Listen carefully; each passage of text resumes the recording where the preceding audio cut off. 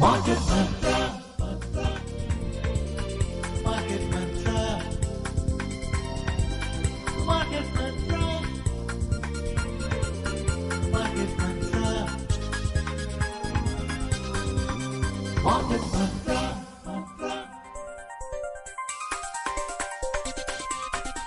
Market Mantra. Welcome to Market Mantra, the program in which we give you a complete and comprehensive update on the economic, business and stock market news of the day. I'm Sarabjit Kaur with my co-anchor Sonu Sood. धन्यवाद सरबजीत। नमस्कार श्रोताओं, market मंत्र में आपका स्वागत है। आधे घंटे के इस कार्यक्रम में हम देश और दुनिया से आर्थिक, व्यापारिक और शेयर बाजार के ताजा समाचार आप तक लाएंगे और उन पर चर्चा करेंगे। हमारे साथ खबरों पर चर्चा के लिए स्टूडियो में आमंत्रित हैं आर्थिक विशेषज्ञ सुषमा रामाचंद्रन। सुषमा जी, मार्केट मंत्र में आपका स्वागत है। Thank you Sonu. और अब हेडलाइंस के साथ हैं Sarabjit Kaur. Prime Minister Narendra Modi to hold bilateral talks with US President Donald Trump in Washington, D.C. Finance Minister Nirmala Sitharaman introduces new income tax bill in Lok Sabha.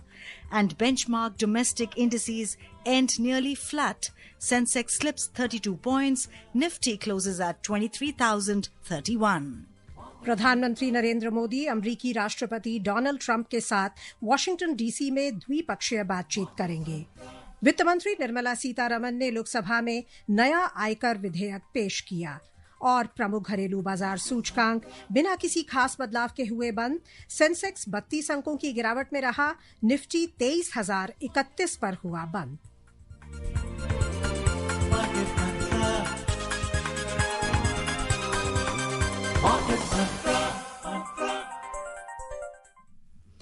Prime Minister Narendra Modi will hold bilateral talks with President Trump in both the restricted and delegation level formats.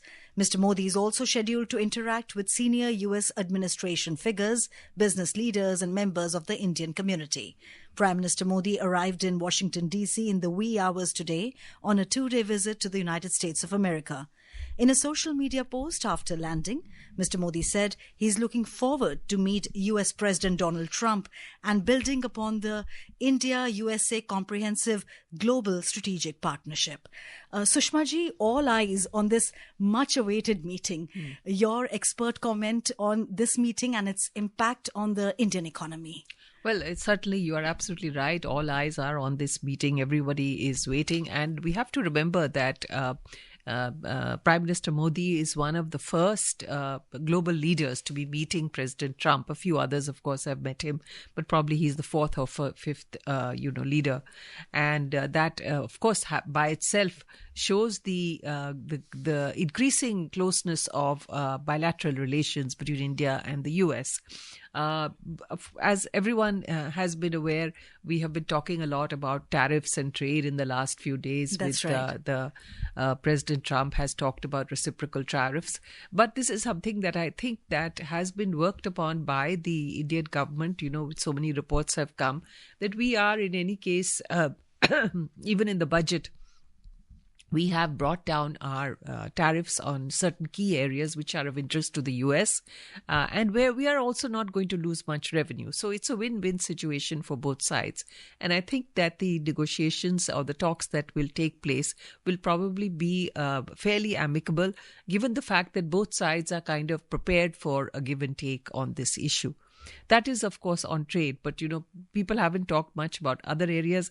Another very, very big area of collaboration between India and the US is energy. Now, first of all, we are already importing a great deal of oil from the United States. It's probably the fifth largest supplier to India. But that is probably likely to increase because with sanctions on the Russian imports, not precisely on oil imports, but on the vessels that are carrying crude, there are problems in transportation. So increasingly, India is looking for other avenues. And we are, of course, already, we have diversified our sources of supply in the Middle East also. But number one is we're probably likely to step up our oil imports. Second is our imports of liquefied natural gas, which are already rising very rapidly from the US. And this is an area, a clean fuel, which, we are looking to expand. Thirdly, of course, is the area of nuclear energy. India is looking at small and medium nuclear reactors. That's an area of great interest. And now that the sanctions that the US had imposed on India as far as nuclear energy were concerned is, virtually been lifted. So this is an area, because India wants to increase its area of energy, moving away from fossil fuels. Then thirdly, of course, we have the area of defense purchases. Right. That's a very large area. Strategic ties between India and the US are expanding. We have already done a lot of purchases from the US in recent times. And you must recall that in the past, our major purchases of defense used to be from the erstwhile Soviet Union and now Russia. But that was a time when the West was actually not prepared to supply, defense equipment to us. Now, Western countries, whether it is the US, Germany, France, everyone is very keen to sell their wares.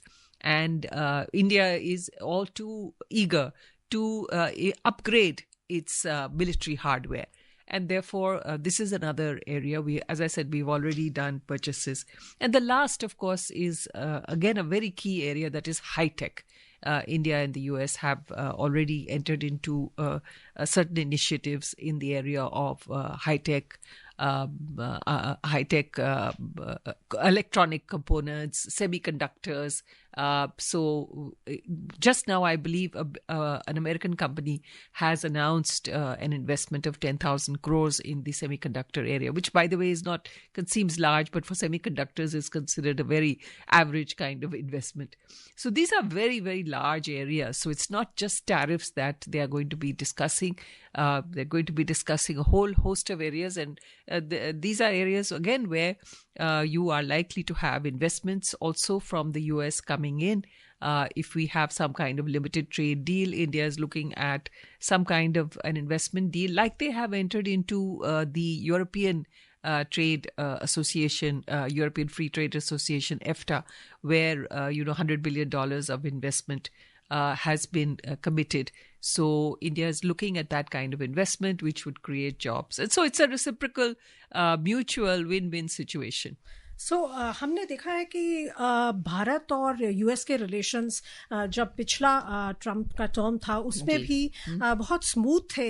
हालांकि ये tariffs का जो aluminium पे, steel पे, वो एक मुद्दा जरूर उठा था.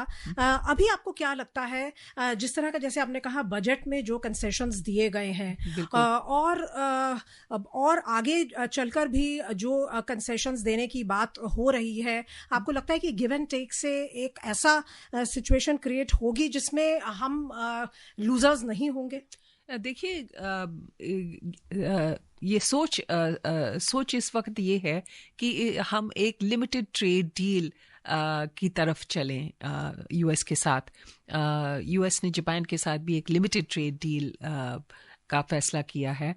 तो वैसे ही हम सिलेक्टेड आइटम्स के ऊपर हमारी कुछ नेगोशिएशंस हो रही हैं और उन सेक्टर्स के ऊपर हम एक limited trade agreement, free trade agreement ज़्यादातर काफ़ी सारी कॉम्प्रहेंसिव होती है, तो ये कॉम्प्रहेंसिव नहीं होगी, ये लिमिटेड होगी. और जो सेक्टर्स जिसमें यूएस को इंटरेस्ट है और जिसमें इंडिया को इंटरेस्ट है, दोनों तरफी म्यूचुअल इंटरेस्ट, उसमें ही टैरिफ्स शायद वहाँ कम होंगे. इंडिया की तरफ टैरिफ कम होंगे. और अगर यूएस बढ़ाता है तो यूएस को भी ज़रा ध्यान से करना पड़ेगा, क्योंकि उनको भी एक्सेस चाहिए हमारी भारतीय हिंदुस्तानी मार्केट में. तो मेरे ख्याल में जो बातें थोड़ी अग्रेसिव तरीके से अभी कही जा रही हैं यूएस की तरफ से, शायद इतना नहीं होगा जब नेगोशिएशंस चल पड़े. और एक और मुद्दा है चाबहार पोर्ट का। हाँ। पिछली जो टर्म थी उसमें उन्होंने सैंक्शंस में वेवर दे दिया था। चाबहार पोर्ट का ईरान से सीधा सीधा ताल्लुक है और भारत के लिए ये बहुत एक इम्पोर्टेंट जरिया है ट्रांसपोर्टेशन का, इंटरनेशनल ट्रांसपोर्टेशन का। आपको लगता है कि इस बार भी शायद कोई ऐसा मिडिल रोड पे एक समझौता हो पाएगा? होना तो चाहिए, क्योंकि चाबहार पोर्ट सिर्फ ईरान के लिए महत्वपूर्ण नहीं है, वो इसलिए बहुत इम्पोर्टेंट है क्योंकि वहाँ से आप अफ़गानिस्तान जा सकते हैं। Afghanistan is a landlocked country, तो अफ़गानिस्तान के लिए जो रिकंस्ट्रक्शन और रिहेबिलिटेशन का जो काम है इंडिया की तरफ से जो हो रहा है उसका एक ज़रिया है। तो इसी वजह से सैंक्शंस में वेवर किया जा रहा था और उम्मीद तो यही है कि शायद ट्रंप एडमिनिस्ट्रेशन भी यही वेवर देगी, क्योंकि उनको ईरान की तरफ, ईरान की सैंक्शंस की तरफ नहीं देखना चाहिए इस वक्त। उनको अफ़गानिस्तान की जो ज़रूरतें हैं उनकी तरफ देखना चाहिए।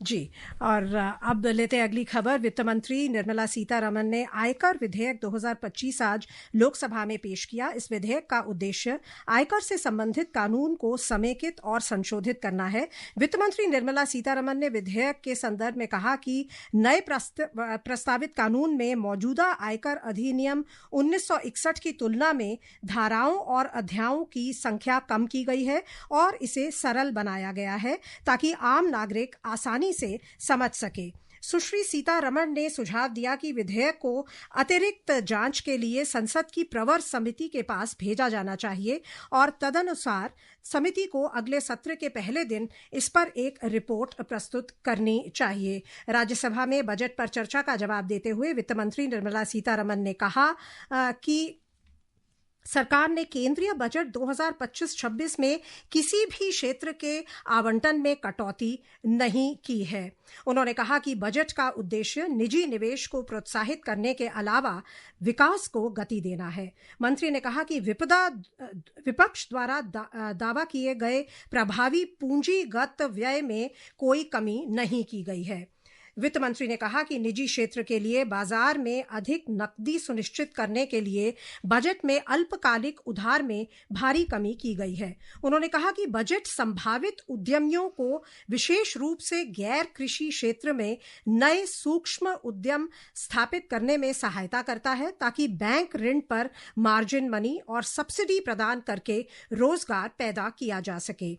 महंगाई के बारे में पूछे गए सवालों के जवाब में वित्त मंत्री ने कहा कि कल जारी आंकड़ों के अनुसार जनवरी 2025 में सीपीआई सूचकांक 5.22% से गिरकर 4.31% पर आ गया है। उन्होंने कहा कि सूचकांक अब आरबीआई के कम मुद्रास्फीति लक्ष्य के करीब है। उन्होंने कहा कि सरकार ये सुनिश्चित करेगी कि कीमतों का बोझ लोगों पर ना पड़े। तो क्या कहेंगी सुषमा जी, जो नया इनकम टैक्स बिल टेबल किया गया है आज लोकसभा में फाइनेंस मिनिस्टर द्वारा, इसमें बताया गया है कि ये बहुत सरल होगा, लोग इसको आसानी से अब समझ पाएंगे।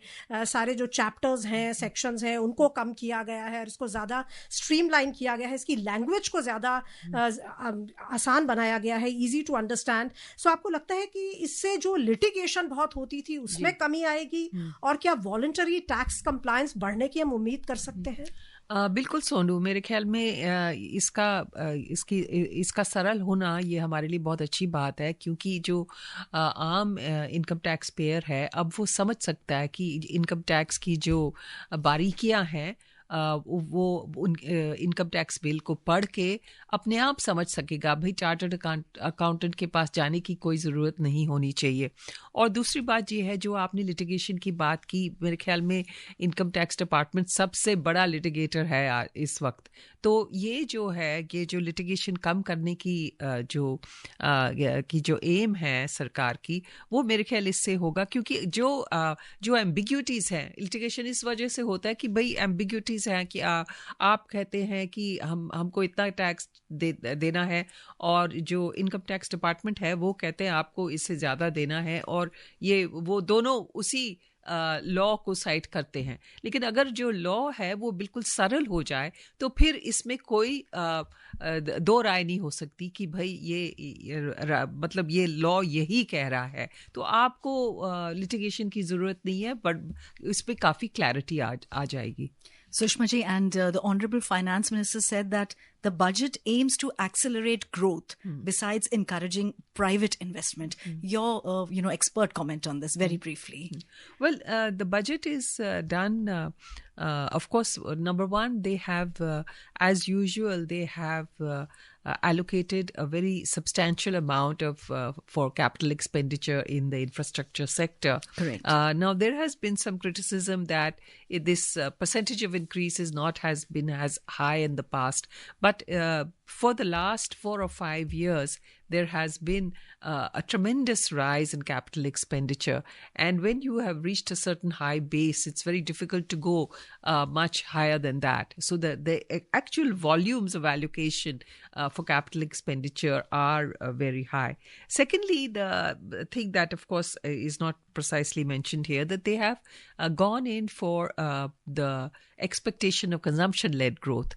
Now, the decision to raise the income tax exemption ceiling for the middle class from 7 to 12 lakhs is meant to stimulate consumption and improve demand in the economy.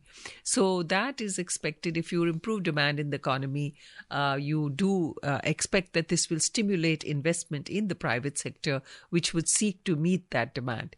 So this is because we have been seeing that the government has actually been doing all the heavy lifting till now as far as investments are concerned, public sector investments. The private sector has been a little chary. So with the focus on raising demand, it is expected that the private sector will get the incentives to make the kind of sizable investments that are needed. और उन्होंने mention किया मुद्रास्फीति के बारे में, जो ताज़ा आंकड़े आए हैं कल शाम को. उन्होंने मेंशन किया कि जनवरी 2025 में जो सीपीआई इंडेक्स है वो गिरकर 4.31% हो गया है. इससे पिछले महीने 5.22% था, जो आरबीआई के लक्ष्य के काफी करीब है.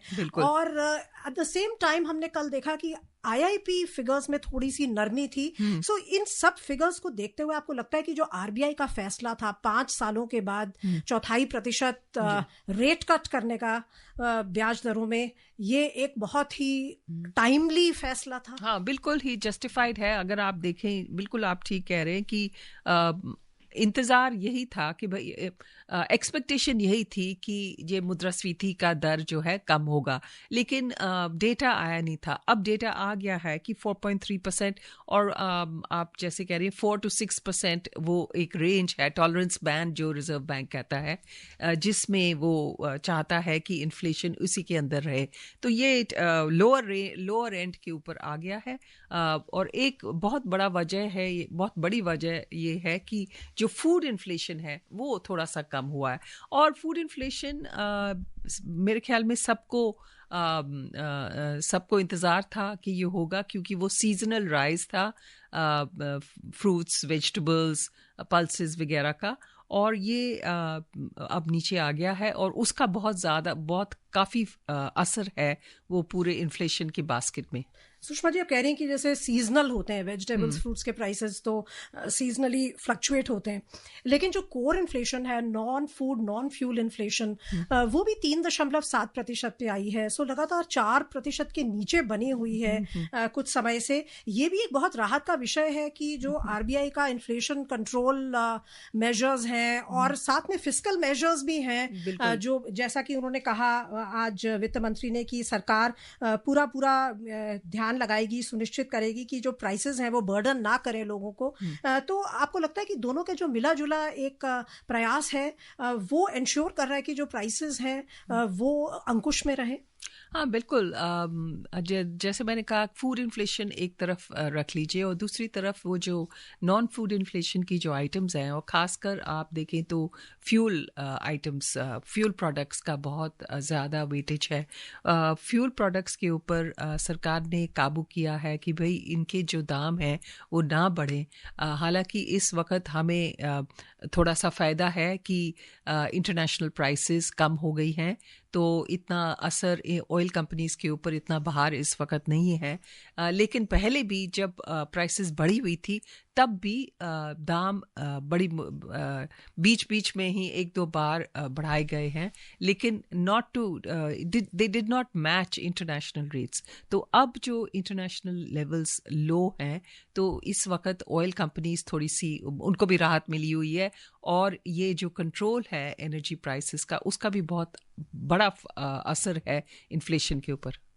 आइए अब रुक करते हैं शेयर बाजारों का। प्रमुख घरेलू बाजार सूचकांक दिन में आई तेजी को गवाते हुए बिना किसी खास बदलाव के बंद हुए। बॉम्बे स्टॉक एक्सचेंज का सेंसेक्स 32 अंक कम होकर 76,139 पर बंद हुआ। नेशनल स्टॉक एक्सचेंज का निफ्टी भी 14 अंकों की मामूली गिरावट से 23,031 पर दर्ज हुआ। विस्तारित बाजार की बात करें तो यहां रुख मिला जुला था। बीएसई मिड कैप सूचकांक बहुत ही मामूली बढ़त के साथ बंद हुआ, वहीं स्मॉल कैप सूचकांक में 0.4% से अधिक की गिरावट दर्ज हुई। Benchmark domestic equity indices today ended nearly flat, giving up gains secured in intraday trade. The 30-share index at Bombay Stock Exchange Sensex fell 32 points to close at 76,139. Similarly, the National Stock Exchange Nifty 50 closed marginally down by 14 points to settle at 23,031. The broader market indices at BSE displayed mixed trend. The mid-cap index ended nearly flat with a positive bias, while the small-cap index dropped over 0.4%. In the Sensex index, 16 out of 30 companies logged gains. Among the top gainers, Sun Pharma advanced over 3.1%. Tata Steel as well as Bajaj Financial Services both rose over 2.9% each, and Bajaj Finance gained over 2.2%. Conversely, in the top laggards, Adani Ports shed over 1.7%, Infosys slipped 1.1%, and TCS fell over 1%. In sectoral indices at the BSE, 11 out of 21 sectors ended down. In top laggards, focused IT lost almost 1%, information technology slipped over 0.9%, and FMCG fell over 0.6%. Conversely, among top gainers, metal rose over 1.2%, reality added over 0.7%, and healthcare gained 0.5%. The overall market breadth at the BSE was negative, as shares of 2,089 companies declined and 1,858 advanced, while 127 remained unchanged. At the National Stock Exchange, 12 companies hit their 52-week high, while 193 hit their 52-week low. Sushma ji, so many words. Low, flat, and decline and laggard. What do you attribute to this dampened sentiment? What could be the primary reason? Well, this has been going on for the last few days. That's right. And today, in fact, has been slightly better, probably because of the domestic inflation data that is coming in. I think for the last, actually 3 months, we've seen largely bearish trends in the stock markets. And this is largely due to the geopolitical events, and also the fact that, of course, geopolitical events, including the events that are happening in the Israel-Hamas war, in the Ukraine war, and the advent of a new U.S. president. So all these things have had their impact, and the worries over the fact that the world may be entering into a global trade war. So these are external factors over which it's very difficult to have any control, but the market is obviously nervous. There is today, as I pointed out, the market has not fallen as much as it had for the last 5 or 6 days. That it was relatively flat, and that is because we had some good domestic news coming in, the inflation data that we just talked about. But there continues to be nervousness over what is going to happen in the US, the meeting between Prime Minister Modi and President Trump. So there's a nervousness in the market right now. तो सुषमा जी, एक रस्साकशी चल रही है foreign institutional investors FIIs और जो भारतीय retail investors हैं या DIIs हैं उनके बीच। यहाँ के जो डोमेस्टिक इन्वेस्टर्स हैं वो संभालते हैं मार्केट को, खरीदते हैं, लेकिन FIIs बेच के जाते हैं। नेट यूजुअली उनकी कुछ दिनों से हम देख रहे हैं, कुछ हफ्तों से, कि उनकी नेट सेलिंग होती है। सो क्या लगता है आपको, ये सिचुएशन क्या अभी जब तक ये अनसर्टेनिटी रहेगी बनी रहेगी? FIIs आपको क्या लगता है कब वापस लौटेंगे भारतीय बाजार में? क्योंकि जो डोमेस्टिक इन्वेस्टर्स हैं उनका तो फेथ बना हुआ है। हाँ, डोमेस्टिक इन्वेस्टर्स का तो बिल्कुल फेथ है इंडिया स्टोरी में और वो लगातार इन्वेस्टमेंट्स कर रहे हैं।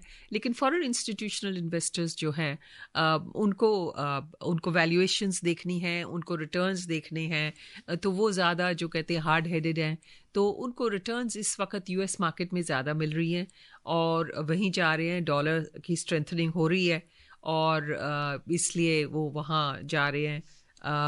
मेरे ख्याल में जब ये 1-2 महीने और जब जो स्थिति अमेरिका में थोड़ी सी संभल जाए कि जो नए प्रेसिडेंट की जो नीतियां हैं सब लोग देखेंगे कि क्या किस तरफ जा रहा है। इस वक्त मोर क्लैरिटी। इस वक्त स्पेकुलेशन है कि वो ट्रम्प यह करेगा या वो करेगा।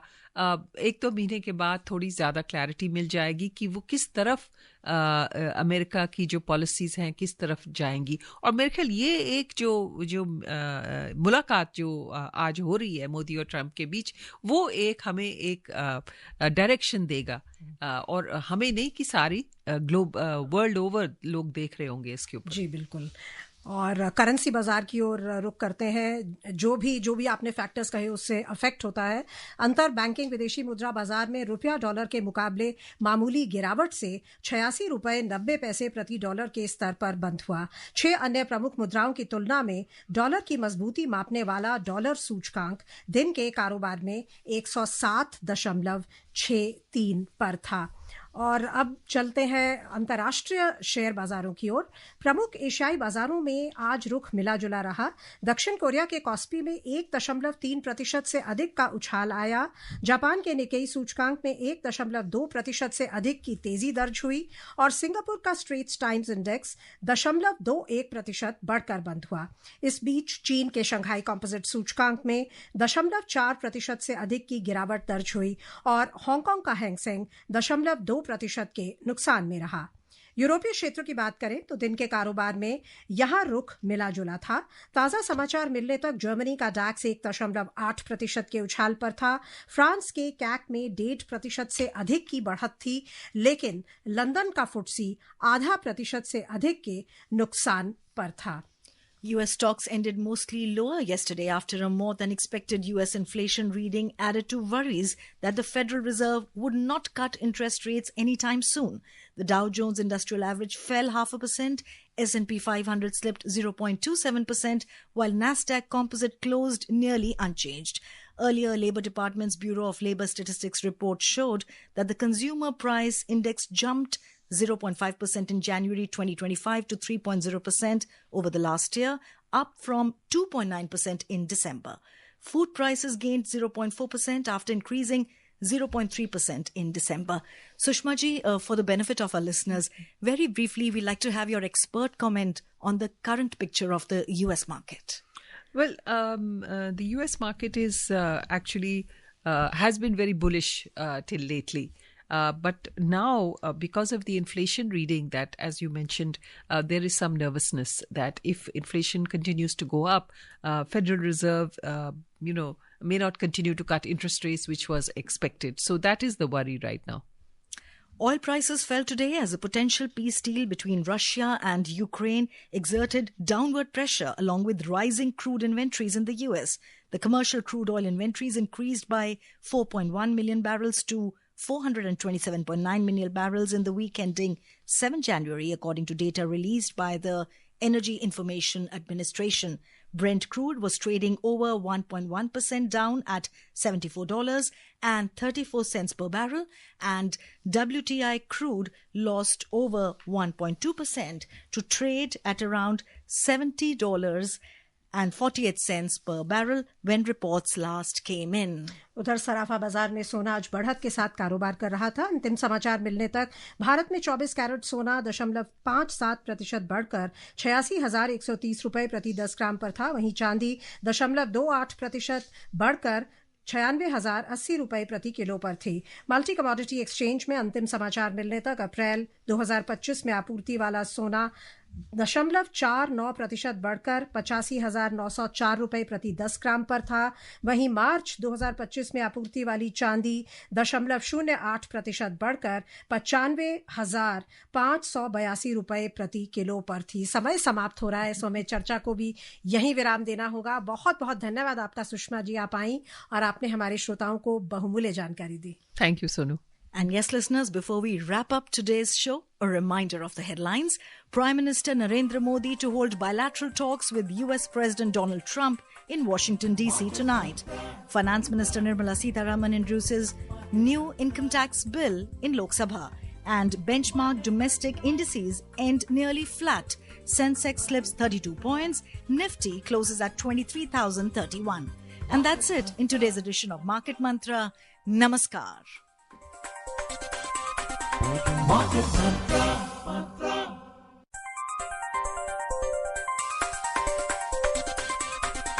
Market Mantra.